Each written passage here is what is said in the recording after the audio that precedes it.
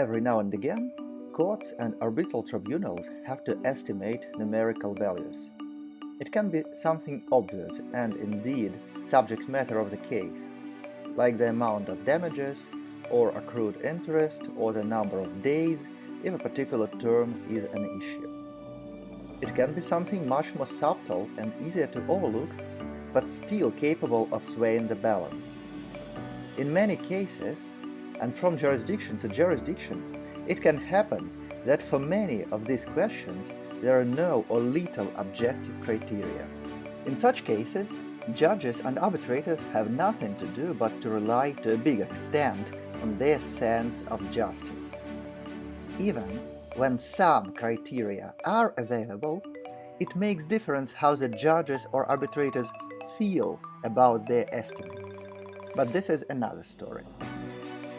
So, we have a judge who is rather unsure about how to estimate a numerical value. The judge struggles to find where to start, what the reference point should be. What if we gave her the reference point?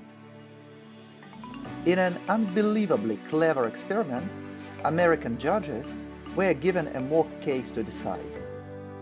It was a personal injury case, and the only issue they had to resolve was the amount of damages. The victim, a 31-year-old school teacher, was hit by a truck owned by a large company. As a result, he lost his right arm and incurred a lot of suffering, let alone medical expenses. This is what the control group of judges were told. The experimental group of judges had all the same information, but they were additionally asked to rule on a motion to dismiss. Allegedly, the defendant claimed that the amount in controversy requirement was not satisfied. Allegedly, they claimed that the case was worth less than $75,000. Crazy, isn't it? So thought the judges.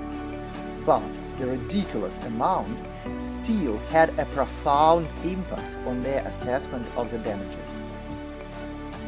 The judges, who did not have to rule on the motion to dismiss, awarded a mean of $1,249,000, compared to the mean of $882,000 awarded by those who had been affected by the quite random number of $75,000.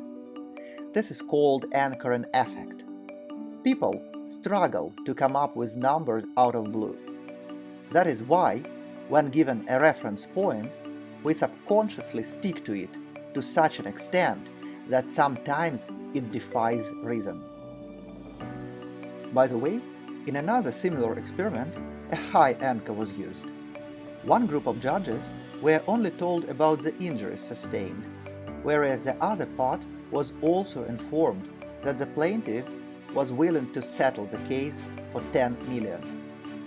As a result, the anchored group of judges awarded more than twice as much as the not anchored group, $2,210,000 and $808,000 correspondingly.